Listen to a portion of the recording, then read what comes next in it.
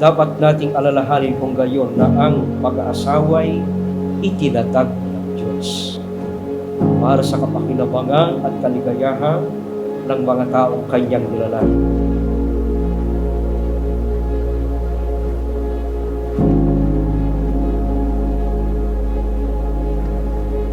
Nung nagbo-board exam ako, nagkakilala kami sa Manila. Dahil ako yung una nag-approach sa kanya. Tinanong ko siya sa chat, which means na kung may IT ba sa MCC. Actually, kakalala ko na siya before. Grade school, classmate namin siya. Then, high school, naging schoolmate ko siya. Then, college, yun, nag-chat na siya. Uy, nag-chat siya. Hi.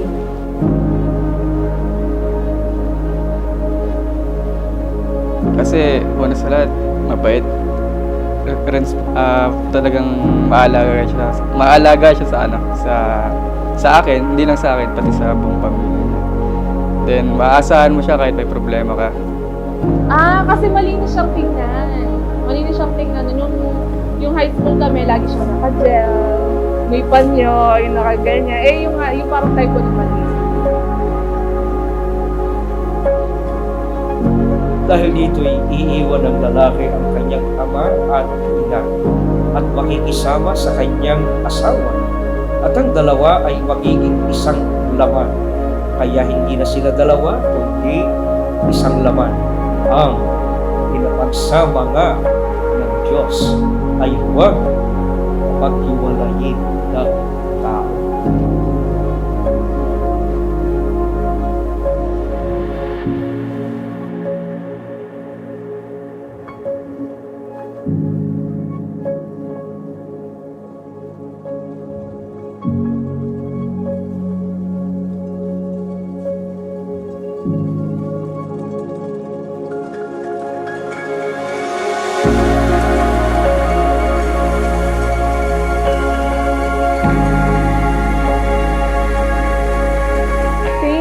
Dahil kahit paano kami napagdaanan natin, pinipilit mo na ako pa din. Parang ako pa din yung pinipili mo out of all the problems na na-encounter natin. Alam mo yan.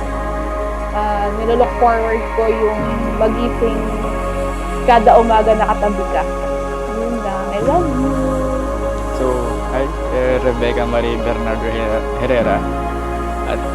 At magkasama na tayo sa pagtulog natin.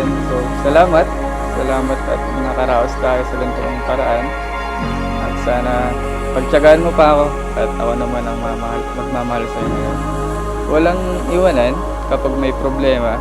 Huwag tayong matutulog ng may problema kasi talagang hindi natin kaya yun. Nandito lang ako at aalalayan ka. Kahit anong mangyari, habang buhay, nandito pa rin ako. Salamat. Maraming salamat sa iyo. Simon, you may now kiss your wife.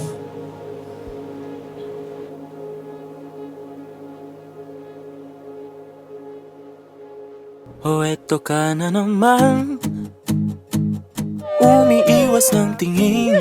Mainit no, di pa bayat ka. Laging nakatanaw sa mga talat na kadungaw sa bintana.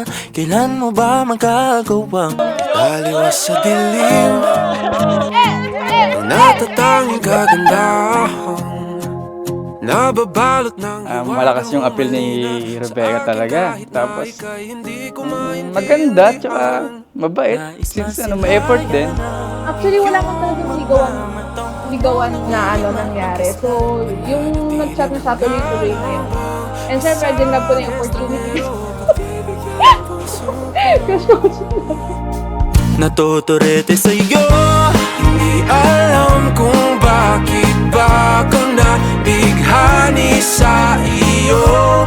Hindi alam kung bakit ba ganito, kahit na alam ko mukhang wala rin naman itong patutunguhan. Kahit pa ilaan lahat ng oras sa'yo, hindi titigil hanggang ako ng dahilan ng iyong itig misteryoso. Mga mata'y nagkatagpo habang naglalaban ng hiwaga ng liwanag at ng dinding. Yung biglang napagtanto na ikaw na rin pala ay narahuyo.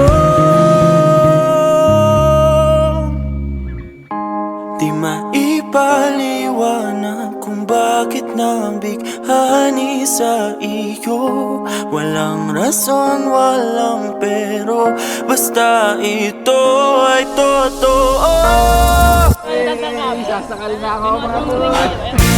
Di akalaing makakapiling ko ang isang katulad mo.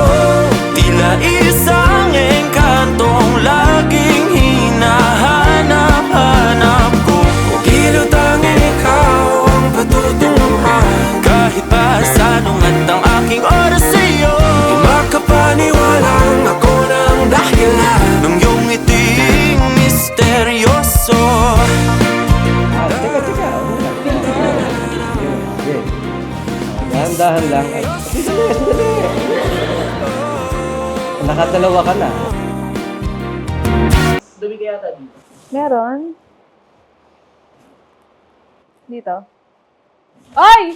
Wow! Hindi ako